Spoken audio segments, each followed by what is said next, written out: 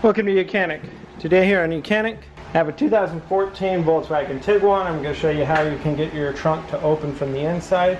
Say that the store latch, the latch that's right here below the symbol, doesn't work, which is an electronic switch, and the electronic switch has gone bad. Well, you'll need to have a manual way to open it, and then you would replace that switch.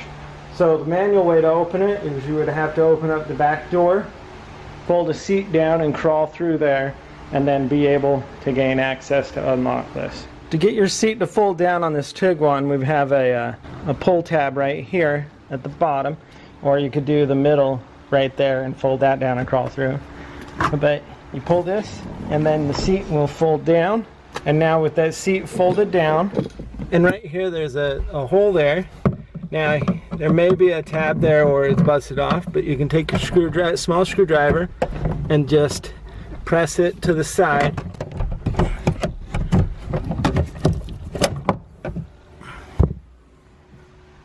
With your small screwdriver, you can unlock it to be able to open it up.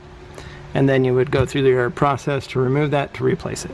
Thanks for watching YOUCANIC, where you can be the mechanic.